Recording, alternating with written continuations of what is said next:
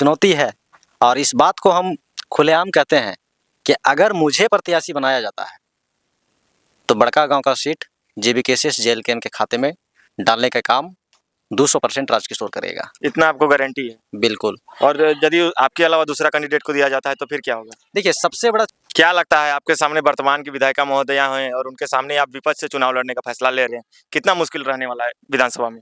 देखिए, चुनौती है, लेकिन वो चुनौती ही क्या जिसे राजकिशोर स्वीकार ना करे। कि देखा जा रहा है जैसे देवेंद्र नाथ महतो लगातार आंदोलन करते थे, शुरू से आंदोलन कर रहे हैं, आप लोग भी उनके साथ आंदोलन वगैरह किए होंगे, लेकिन कहीं-कहीं लोग सवाल उठाते हैं कि उनको देखने गए नहीं गए तो उनके साथ बात नहीं, तो कुछ गड़बड़ लग रहा है कि आपको पार्टी में कुछ इस तरह से कि जो नए लोग जुड़ रहे हैं उनको ज़्यादा वैल्यू दिया जा रहा है, जो पुराने जो ज़मीनी स्तर पे कार्य किए हैं उन लोगों को थोड़ा कम अहमियत दिया जा रहा है। हमारा जो टक्कर है सीधा-सीधी कांग्रेस के साथ है। आजसू कहीं न कहीं मैदान में एकदम नहीं है। आजसू मैदान में ही नहीं है? आजसू मैदान में नहीं है। मतलब सीधी लड़ाई आपका कांग्रेस के साथ? जेबीकेएसएस के आने से आजसू बैकफुट में है, कहीं ग्राउंड में दिख नहीं रहा है। आप लोग अभी इधर-उधर से पैसा मतलब जुगाड़ करके और फॉर्म खरीदे होंगे। आप लोग के पास पैसा भी नहीं होगा उतना जो 5100 रुपया में आपने फॉर्म भरा है। बहुत सारे ऐसे प्रत्याशी को हमने देखा है जो कि उससे 2000 लिया, उससे 2000 लिया, ऐसे जमा कर के और फॉर्म खरीदे हैं। तो चुनाव में इतना सारा पैसा का खर्च होता है, उसको कैसे मैनेज करते हैं राजकिशोर जी? जोहार, नमस्कार। अभी हमारे साथ मौजूद है बड़कागांव विधानसभा क्षेत्र के राजकिशोर चौधरी। जी हाँ दोस्तों, आप लोगों को पता ही होगा कि कुछ ही दिनों के बाद विधानसभा चुनाव होना है और चुनाव को लेकर तमाम लोग काफी जोरों शोरों से तैयारियां कर रहे हैं। तमाम लोगों ने जेएलकेएम पार्टी की ओर से अपनी सदस्यता ली है और आवेदन भी डाला है विधायक प्रत्याशी को लेकर, जो कि लगातार जेएलकेएम के संगठन को लेकर काफी दिनों से कार्य करते नजर आ रहे हैं। आप लोगों ने भी देखा होगा, हमारे चैनल में भी इनका इंटरव्यू आया हुआ था, आप लोगों ने बहुत पहले देखा होगा। क्या कुछ इनकी मन में ऐसी मानसा है जिसको लेकर इन्होंने इतनी कम उम्र में विधायक पद की दावेदारी पेश करने का इनका मन में ख्याल आया और इन्होंने विधायक जो जेएलकेएम के जो विधायक प्रत्याशी होंगे बड़कागांव विधानसभा क्षेत्र से, उसमें इन्होंने भी अपनी दावेदारी पेश की है। तमाम चीजों को लेकर हम लोग बात करेंगे और जानेंगे कि आखिर क्या ये सोचे हैं, क्या इनका मन में ऐसा विचार आया जिसको लेकर इन्होंने जेएलकेएम से विधायक का अपना प्रत्याशी के रूप में। सबसे पहले जोहार रहेगा। जोहार, आपके चैनल को भी मेरे ओर से झारखंडी जोहार, खतियानी जोहार दादा। कुछ ही दिनों के बाद विधानसभा चुनाव है। आप लोगों ने लगातार संगठन को लेकर कार्य किया, जब से कहा जाए जेबीकेएसएस या फिर जेबीएसएस जब से था तब से आप लोगों ने जमीनी स्तर पे कार्य किया। अब चुनाव का टाइम है और आपका भी हम सुन रहे हैं कि आपने भी बड़कागांव विधानसभा क्षेत्र से अपनी दावेदारी पेश की है। क्या कुछ मन में आपका अभी चल रहा है फिलहाल में? देखिए, हम लोग कभी सोचे नहीं थे कि ये संगठन चुनाव लड़ेगा और बात रहा तो मेरा जो कार्य क्षेत्र रहा है हमेशा, हम स्टार्टिंग से कहीं ना कहीं छात्र राजनीति से जुड़े हुए थे। ये करीब 2014 से छात्र राजनीति से जुड़े हुए थे और उस दरमियान मेरा 2019 में ग्रेजुएशन कंप्लीट हुआ। उसके बाद कोरोना का ये जो कोरोना आया, कोरोना काल, हाँ, कोरोना काल आने के बाद हम जो है सो अचानक फिर हम पढ़ाई की और मूवमेंट ले लिए और यही करीब 2 साल लगातार तैयारी करने के बाद हमने यूपीएससी का तैयारी किया और यूपीएससी का सिविल सर्विसेज का प्रीलिम्स भी दिए और उसके बाद फिर वही अक्टूबर में प्रीलिम्स था। प्रीलिम्स देने के कुछ महीने बाद धनबाद बोकारो से आहट आई कि नाय चलतो धनबाद बोकारो बाहरी भाषा नाय चलतो। तो लगातार 1-1.5 महीना हम वॉच करने के बाद जनवरी से हम देखे कि बोकारो, धनबाद, हजारीबाग में बहुत कम मूवमेंट है। बोकारो धनबाद में मूवमेंट है लेकिन हजारीबाग में बहुत कम मूवमेंट है। तो हम सोचे कि क्यों ना ये अपने हक अधिकार की लड़ाई है और इस मूवमेंट को हम मजबूत करें, चूँकि हम एक छात्र नेता भी रह चुके हैं। छात्र आंदोलन से उत्पन्न हुए मेरा राजनीति है। यानी कि आप जब पढ़ाई करते थे तब भी आप आंदोलन करते थे? जी हाँ, बिल्कुल, हम छात्र राजनीति से जुड़े हुए हैं लगातार 2014 से 2021 तक। 2021 में बोला जाता था ना कि पार्टी नहीं माटी की बात कीजिए, तो हमने उस दरमियान अपने छात्र संगठन से इस्तीफा देके माटी के लिए कूद पड़े और हम जनवरी से करीब जनवरी 2022 से अपने क्षेत्र में हम भाषा आंदोलन के लिए कार्य किए। बोलिए तो एक तरीके से बड़कागांव क्षेत्र में भाषा आंदोलन का जन्मदाता बोल सकते हैं हमको, क्योंकि भाषा आंदोलन के बाद हमने 1932 खतियान बड़कागांव के रड़ी पंचायत स्तरीय जन जागरूकता अभियान जो करीब 60 दिनों तक था, वो मेरे बैनर तले और मेरे वक्ता के तौर पे पूरा दोनों प्रखंड में प्रचार प्रसार किया गया और वहाँ बहुत चर्चित आंदोलन जमीन बचाओ आंदोलन जो लगातार पूरा झारखंड में सुर्खियों में रहा है, गोंदलपुरा का जो आंदोलन रहा है, पुलिस के सामने जब भी ग्राम सभाएं हुई है, पुलिस के सामने, पुलिस के बंदूक के नोक के सामने हम उस आंदोलन को फेस किए हैं और वहाँ के ग्रामीणों के साथ हम हमेशा ज़मीन बचाने के लिए तत्पर रहे हैं लगातार। अच्छा, एक चीज़ जानेंगे, लगभग में आप बता सकते हैं कि बड़कागांव विधानसभा क्षेत्र से कितने लोगों ने जेएलकेएम का फॉर्म भरा है? मुझे जहाँ तक जानकारी प्राप्त है 25-26 लोगों का नाम है। 25-26? हाँ, हाँ, 25-26 का लोगों का नाम है। देखिए क्या है ना कि जब हम पंचायत शुरू में भाषा आंदोलन करते थे ना, भाषा आंदोलन का जन जागरूकता, उस वक़्त जो है हमारे जब हम गली-गली माइक लेके घूमा करते थे, बड़कागाँव, केरेड़ी प्रखंड के ग्रामीण इलाकों में, तो उस टाइम लोग हँसा करते थे। क्या पढ़ा-लिखा लड़का है, बीएससी किया है और उसके बावजूद भी आज गली-गली माइक लेके घूम रहा है, क्या ये सब बेतुकी वाली काम कर मतलब रहा है? लोग हँसते थे आपके लोग ऊपर? हँसते थे मेरे ऊपर। लेकिन जब पंचायत उसके बाद जन जागरूकता चलाएँ, पंचायत गठन किए, लोकसभा का चुनाव हुआ, जब 31,500 वोट आ गया ना, तो जो लोग हँसते थे, आज वो लोग हमारे संगठन से आवेदन भरे हैं विधायक प्रत्याशी बनने के लिए। तो ये बदलाव हुआ है।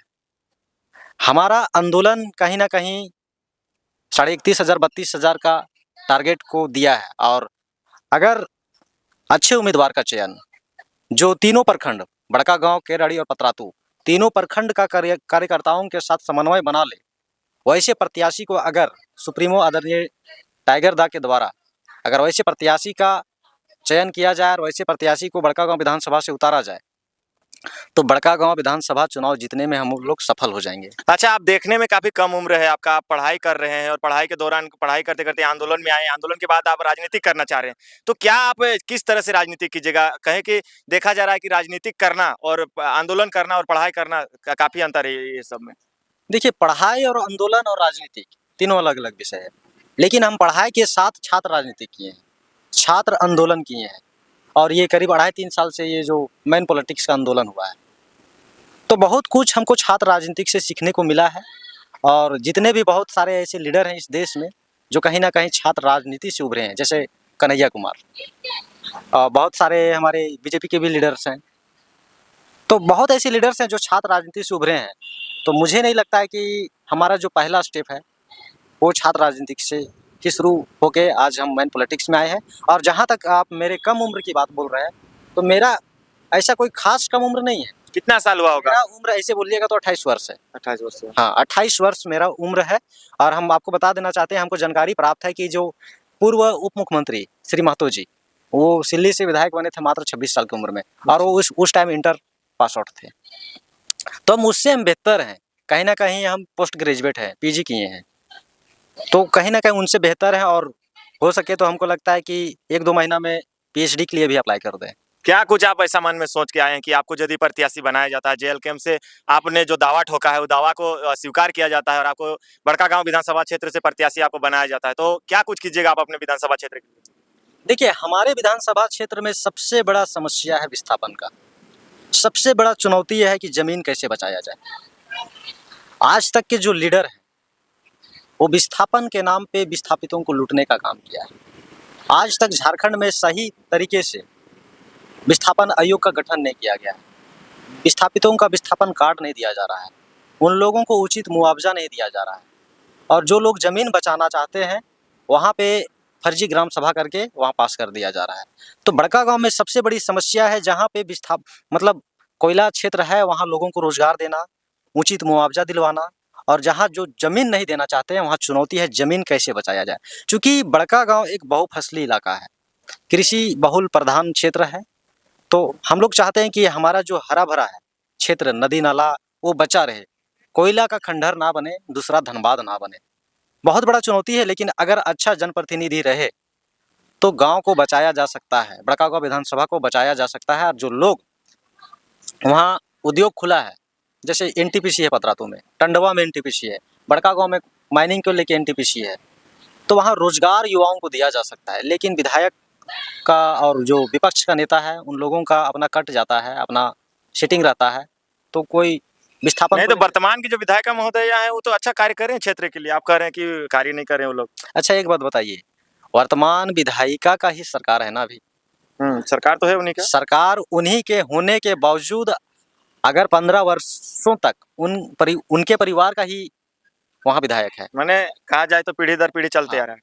सबसे पहले उनके पिता थे, उसके बाद उनकी माँ बनी, उसके बाद विधायक जी अभी हैं वर्तमान में। तो आप 15 वर्ष में आप क्या किए? ज़मीन बचा नहीं पाए, लोगों को रोज़गार दे नहीं पाए, आश्वासन देते हैं, यहाँ सदन में कुछ और बोलते हैं, मंच में कुछ और बोलते हैं और अंदर में सीटिंग कर लेते हैं। क्या लगता है आपको 25 लोगों ने आपके क्षेत्र से आवेदन किया है, तो कितना मुश्किल होने वाला है? आपको किस तरह से चयन प्रक्रिया होगा? जिला कमेटी वगैरह सारा चीज़ आप लोग के उधर गठन हो गया? देखिए, मेरे तरफ जिला कमेटी का गठन हो गया है, पंचायत कमेटी का गठन हो गया है। देखिए, मेरा दावा सबसे प्रबल दावेदार है।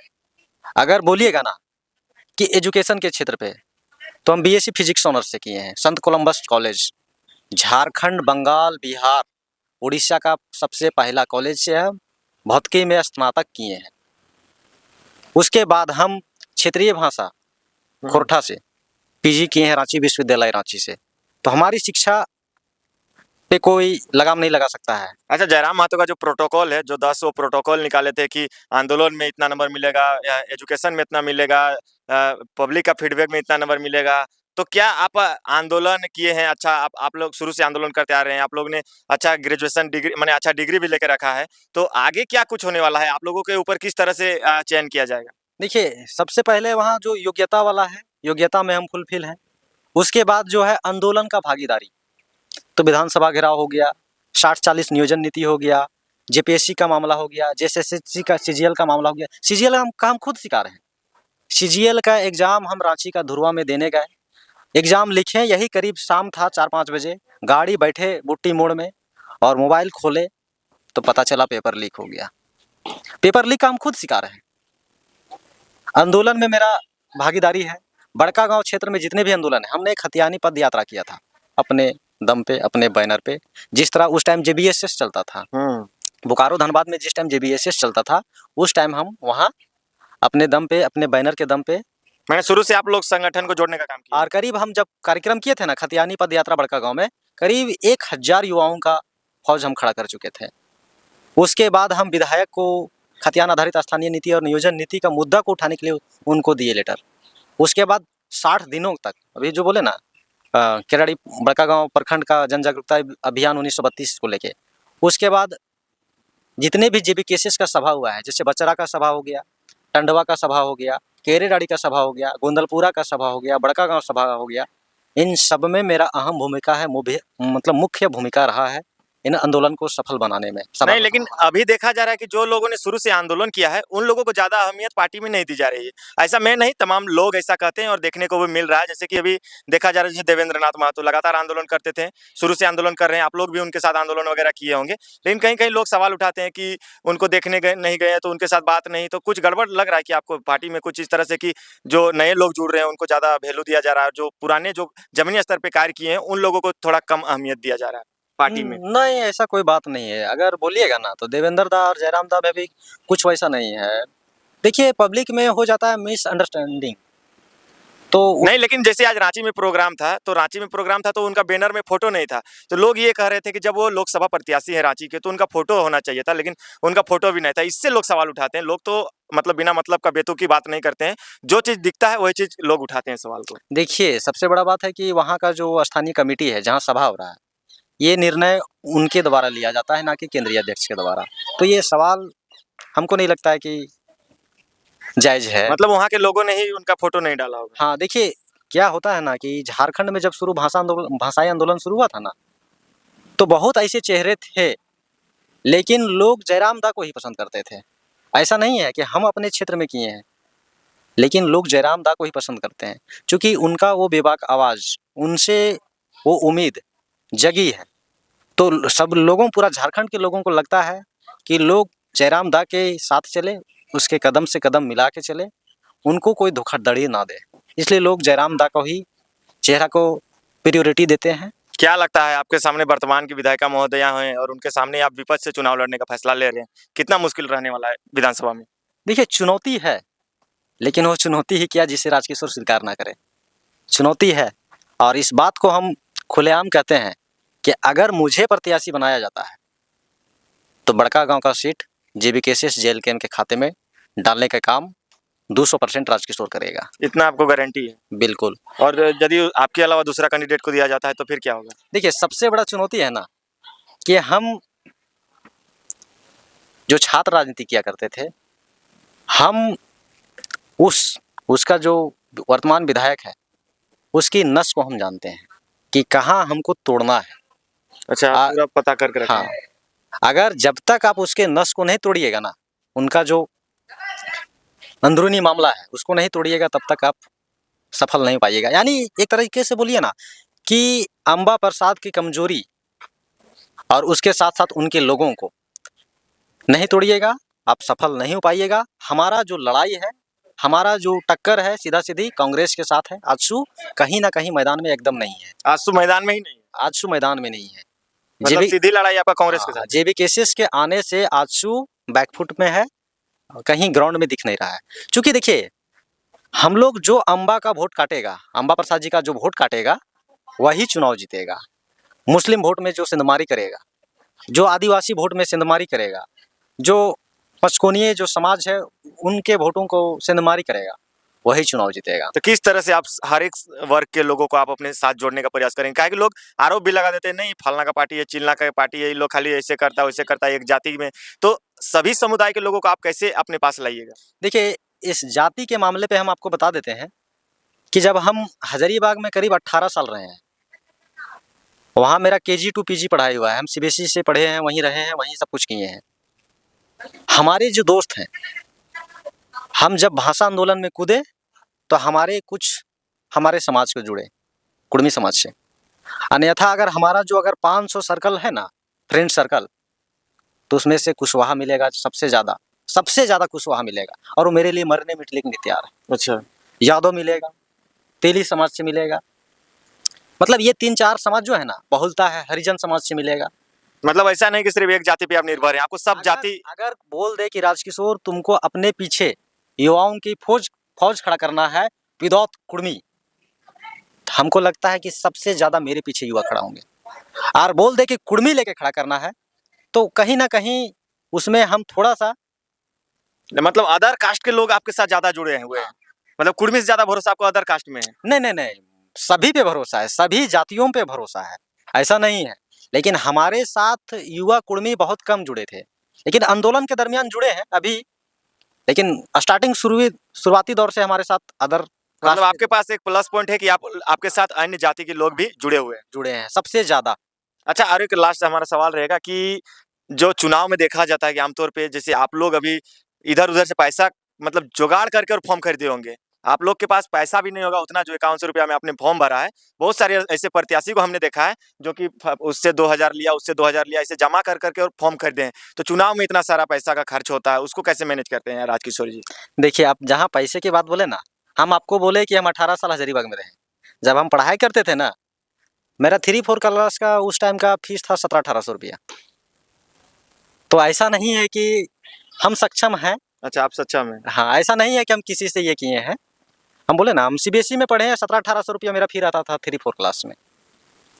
तो इसके लिए हम प्रिपेयर हैं। जो चुनाव में जो ज़रूरी, जैसे बैनर पोस्टर, बूथ खर्चा, लोगों को मैनेज करना, प्रचार गाड़ी, जो ज़रूरत की है वो मेरे पास सारे संसाधन हैं। हाँ, मतलब आप लोग का तो एक्स्ट्रा खर्चा कुछ नहीं है, जो सो प्रचार प्रसार बूथ वगैरह लोगों को तो बांटना नहीं है, चाहे बस में भर भर के प्रोग्राम में लोगों को तो ले जाना नहीं है, जो आप लोगों का एक्स्ट्रा खर्चा तो रहेगा। इसीलिए हमको वोट नहीं खरीदना है, मेरे पास पर्याप्त संसाधन है जो उनके लिए ज़रूरत है चुनाव के लिए। तो हमें पैसों की चिंता नहीं है और हम सक्षम हैं। हम अपने केंद्रीय टीम को भी बता चुके हैं, हम सक्षम हैं चुनाव लड़ने के लिए।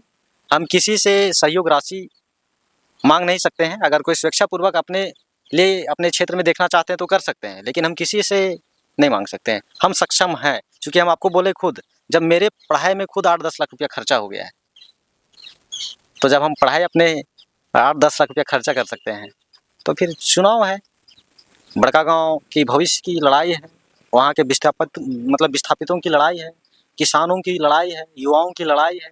कौन छात्रों की दर्द को बड़का गांव के क्षेत्र के युवाओं का आवाज़ उठाएगा सदन में? कौन उठाएगा? जो छात्र अपने आप को दर्द झेला है वो छात्र उठाएगा, हम उठाएंगे। हम बड़का गांव के युवाओं का आवाज़ बनेंगे। क्या लगता है संगठन आपके ऊपर भरोसा जताएगी? देखिए, जहाँ तक अभी मुझे उम्मीद है, जो योग्यताएं हैं, मतलब जो भी क्राइटेरिया है उसको आप फुल फिलअप कर रहे हैं? सबसे ज़्यादा पॉइंट मेरे ऊपर है।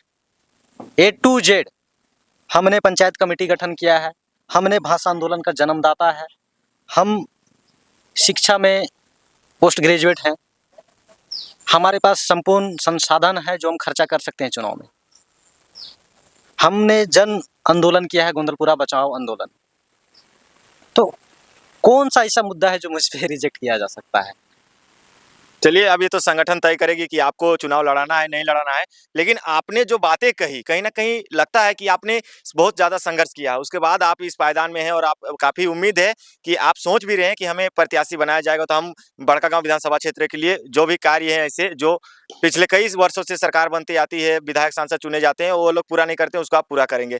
लेकिन एक चीज़ आपसे जानेंगे कि जो वहाँ गोंदलपुरा का जो आप घटना बता रहे हैं, अडानी, अंबानी बहुत बड़े-बड़े उद्योगपति हैं, वो लोग ज़मीन को कब्जा करने का प्रयास कर रहे हैं। तो जयराम महतो एक बात कहते हैं कि जो हमारे प्रत्याशी होंगे वो कलेजी वाले नहीं कलेजा वाले होंगे। तो आप कलेजा लेके उतर रहे हैं बड़कागाँव विधानसभा क्षेत्र में, या फिर ऐसे ही आंदोलन के भरोसे आप उतर रहे हैं? आपको एक बात हम बता देते हैं। हमारे कुछ मुंडा जी का एक वहाँ वर्कर थे, मुंडा जी, उनका मृत्यु हो गया था। तो लोग, हमारे संगठन के लोग वहाँ गए, धरना दिए। सारे जो बड़े-बड़े नेता हैं, जो हजारीबाग से संसद लड़े, ये वो बहुत नेता हैं, बहुत कोई है, बहुत केंद्र के भी नेता थे। उन लोगों को बुलाया गया, कोई नहीं गया। उस क्षेत्र के भी बहुत बड़े-बड़े नेता थे, जो अभी प्रत्याशी बनने के लिए खड़ा है, कोई नहीं गया। हम गए, उस आंदोलन को लीड किए, वहाँ के स्थानीय जो प्रखंड अध्यक्ष है, उनके नेतृत्व में हम लीड किए। और जो मुआवजा एकदम नहीं मिलने वाला था, हम 3 लाख मुआवजा दिलवाए। और अभी 25-26 हज़ार रुपया उसका पर मंथ वेतन है उसका परिवार का। और इस आंदोलन के लिए हम 72 घंटा एनटीपीसी कोल माइंस को बंद कर दिए थे। हम उत्पादन को बंद कर दिए थे, पूरी तरह ठप कर दिया। पूरा ठप कर दिए थे 72 घंटा। भले में मिला, स्वागत किया प्रशासन और एनटीपीसी ने केस करके, लेकिन केस से कौन डरता है? केस भी आपको हुआ? कई को केस हुआ होगा आपको देखिए, आंदोलन में? छात्र आंदोलन का केस है और मुआवजा का केस है, बस वही सब केस है। और बहुत जांच करना पड़ेगा, जैसे बहुत केस होता है तो पता भी नहीं चलता है, जांच करना पड़ेगा बहुत ऐसे केस रह जाते हैं कि जब आप जैसे जयराम महतो का पहले का केस था, तो जब उनका नॉमिनेशन था तो उनको पकड़ने के लिए, ऐसे ही आप लोग भी कीजिएगा नॉमिनेशन वगैरह, तो फिर आप लोग को भी उठा लेगा? नहीं नहीं नहीं, बिल्कुल लगभग जो केस है ना, उसमें हम बेल ले लिए? बेल ले लिए हैं। अब देखिए, अब जो केस पता नहीं रहेगा, जो फर्जी तरीके से रहेगा फंसाने के लिए, उसमें तो फंस ही जाइएगा ना। लेकिन कोई केस नहीं है मेरे पास, हम लगभग सब में बेल ले लिए हैं। तो देख सकते हैं अभी बड़कागाँव क्षेत्र से इन्होंने विधायक प्रत्याशी के रूप में जेएल कैंप से फॉर्म भरा है। और राजकुमार चौधरी जी, इनका कहना है कि हमने काफ़ी आंदोलन किया, पार्टी को लेकर काफ़ी संघर्ष किया, और इन्हें उम्मीद है कि अगर इन्हें टिकट दिया जाता है तो ये काफ़ी अच्छा काम करेंगे अपने विधानसभा क्षेत्र के लिए, अपने विधानसभा क्षेत्र के लोगों के लिए। तो खैर, आप लोग कितने को इनको पहचानते हैं, आप लोग ज़रूर कमेंट कीजिएगा और अपना राय ज़रूर दीजिएगा। क्या इन्होंने जो आंदोलन किया है, या फिर जो इनकी शिक्षा है, उसके आधार पे इन्हें टिकट मिलना चाहिए, नहीं मिलना चाहिए, या फिर कितने ये अच्छे उम्मीदवार हो सकते हैं, वो बड़कागाँव विधानसभा क्षेत्र के जो भी लोग हमारे इस वीडियोज़ को देख रहे हैं, वो ज़रूर कमेंट कीजिएगा। चलिए, बहुत-बहुत धन्यवाद राजकिशोर दा, आपने समय दिया और आपने हमारे साथ बातें की। कोई और बात रखना चाहते हैं तो रख सकते हैं। देखिए, मुझे अपील है केंद्रीय टीम से भी और हमारे क्षेत्र की जनता से भी, क्या आप वैसे प्रत्याशी की मांग कीजिएगा जो आपके सुख दुख में साथ हो, जो ज़मीन बचाने के लिए लड़े, जो छात्रों के आवाज़ के लिए लड़े, जो किसानों के आवाज़ के लिए लड़े, जो विस्थापितों के आवाज़ के लिए लड़े। उनके साथ आप साथ दीजिएगा, उनको आप समर्थन कीजिएगा। और केंद्रीय टीम से मेरा यही अनुरोध होगा, विनती होगा कि आप वैसे प्रत्याशी को चयन कीजिएगा जिसे तीनों प्रखंड एक्सेप्ट करें। तीनों प्रखंड के जो नेतृत्व करता है वो एक्सेप्ट करे, ना कि थोपे हुए कैंडिडेट का। पता चला केरेडाड़ी एक्सेप्ट किया तो पतरातू नहीं कर रहा है, बड़कागाँव नहीं कर रहा है, बड़कागाँव एक्सेप्ट किया तो केरेडाड़ी नहीं एक्सेप्ट कर रहा है। ऐसे प्रत्याशी को आप चयन कीजिएगा जो तीनों प्रखंड एक्सेप्ट करे और तीनों प्रखंड के जो नेतृत्व करता ओरिजिनल में, ये नहीं कि हाल फिलहाल में आए हैं। और उन लोगों का जो पुराने हैं, उन लोग को एक्सेप्ट करना चाहिए। यही मेरा अंतिम संदेश है बड़कागाँव विधानसभा क्षेत्र वासियों के लिए और हमारे केंद्रीय शीर्ष नेतृत्व के साथियों को भी। चलिए, बहुत-बहुत धन्यवाद। तो देख सकते हैं अभी हम हमारे साथ जुड़े थे, बड़कागाँव विधानसभा क्षेत्र से आते हैं, जो कि लगातार जेएल कैंप को लेकर लगातार आवाज़ उठाते हुए नज़र आते थे। सदन से ज़मीन से लेकर सदन तक हमने हमें हमेशा देखा है कि ये लगातार आंदोलन करते हुए नज़र आते थे, और अब ये चुनाव भी लड़ना चाह रहे हैं। क्या कुछ इनके मन में था, ये सारी चीज़ों को हमने जाना। खैर, आप लोग कमेंट कीजिए कि क्या ये जेएल कैंप के लिए, बड़कागाँव विधानसभा क्षेत्र के लिए एक सही उम्मीदवार है, एक कर्मठ उम्मीदवार हैं, और वहाँ के विस्थापितों के लिए क्या ये उनको न्याय दिला पाएंगे? तमाम चीज़ों को लेकर आप लोग जरूर कमेंट कीजिएगा। मिलते हैं अगले वीडियो में ऐसे ही नए वीडियो के साथ। सभी को जोहार।